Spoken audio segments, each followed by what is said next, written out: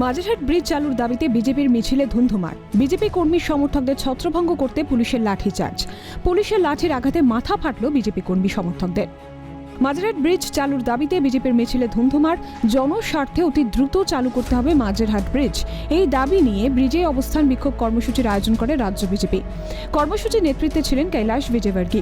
তারাতলা থেকে মাঝেরহাট ব্রিজ পর্যন্ত মিছিল করার কথা ছিল তাদের, কিন্তু মিছিল শুরুর আগেই তারাতলাতে মিছিল আটকে দেয় বিশাল পুলিশ বাহিনী। কার্যত গোটা এলাকা রণক্ষেত্রের চেহারা নেয়।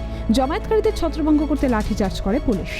মাঝেরহাট ব্রিজের সামনে আজ বিজেপির কর্মসূচি ঘিরে কার্যত গোটা এলাকা উত্তপ্ত হয়ে ওঠে।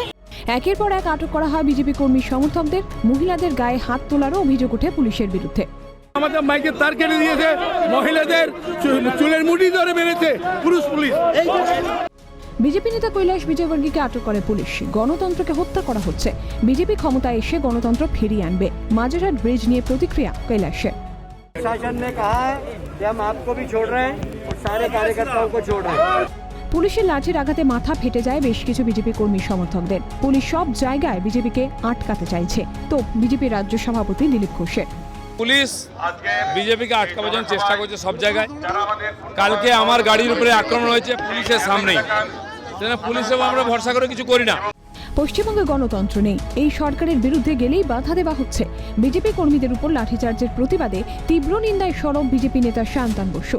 সম্ভবত পুলিশের অনুমতিও ছিল, তাও পুলিশ যেভাবে লাঠিচার্জ করেছে, বহুজনের মাথা ফেটে গেছে, একাধিক কার্যকর্তা, তাতে প্রমাণিত হয় যে পশ্চিমবঙ্গে গণতন্ত্র নেই।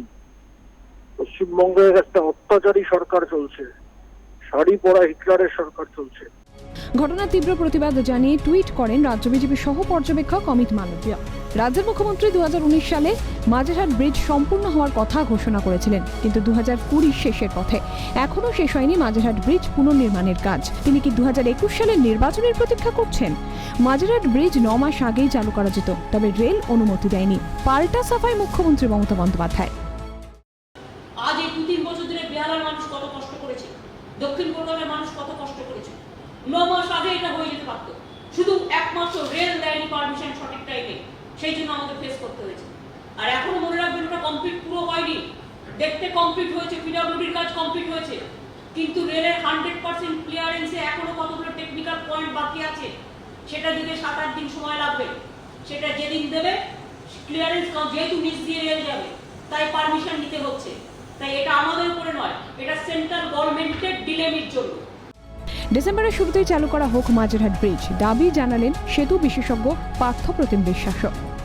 মাঝেরহাট ব্রিজ চালু করা এবং মাঝেরহাট ব্রিজ যদি যেদিন পড়ে গেছিল বা তারপরে যখন রিকনস্ট্রাকশনের কথা হয়, তখন রাজ্যের সরকার বলেছিলেন যে 1 বছরের মধ্যে এই সেতু নির্মাণ করা হবে, ব্রিজ তৈরি হবে। কিন্তু সেটা তখনও আমিও বলেছিলাম, অনেকে বলেছিলেন যে এটা একটা অবাস্তব পরিকল্পনা হচ্ছে, যে 1 বছরের মধ্যে ওই সেতু ওই জায়গায়, বিশেষত যেখানে একটা বড় রেল ইয়ার্ড আছে তার উপর দিয়ে সেই সেতুর অ্যালাইনমেন্ট ঠিক করে, তার ডিজাইন করে, তারপরে ডিটেইলিং হয়ে সেফটি চেক করে কনস্ট্রাকশন শেষ করা 1 বছরের মধ্যে সরকারি ব্যবস্থায় অসম্ভব কার্যত। কিন্তু মাঝেরহাট ব্রিজে বিজেপির কর্মসূচির পাল্টা মিছিল করে তৃণমূল কংগ্রেস। পার্থ চট্টোপাধ্যায়ের নেতৃত্বে করা হয় মিছিল। রেল তার অনুমোদন না দিয়ে পিছনের দরজা দিয়ে বিজেপিকে উস্কাচ্ছে। আমরা বলতে চাই, মানুষের দুর্দশা, মানুষের যে অভাব অভিযোগ, তার সম্পূর্ণ মোকাবিলা লকডাউন পিরিয়ড থেকে আমরা সবাই মিলে করছি। আজকে এসে যে নাটক, যে বিশৃঙ্খলা, যে বীজ খোলবার দাবির কথা বলছে, তা হাস্যকর। 2018 সালে 4 সেপ্টেম্বর হুড়মুড়িয়ে ভেঙে পড়ে মাঝেরহাট ব্রিজ। গোটা কলকাতা থেকে বিচ্ছিন্ন হয়ে যায় বেহালা, মহেশতলা, বজবজ অঞ্চল। 2 বছর ধরে যাতায়াতের সমস্যায় ভুগছেন একাধিক মানুষ। মুখ্যমন্ত্রী দ্রুত ব্রিজ চালুর আশ্বাস দিলেও এখনও চালু হয়নি সেই ব্রিজ। এখন দেখার কবে ব্রিজ চালুর গ্রিন সিগন্যাল দেয় রাজ্য সরকার। গোটা ঘটনার নিন্দায় প্রবল ঝড় তুলছেন সমস্ত কর্মী সমর্থকেরা। ক্যামেরায় সঞ্জীব চক্রবর্তীর সঙ্গে অভিরূপা শাহ ও রাজীব নস্কর, ক্যালকাটা টেলিভিশন নেটওয়ার্ক।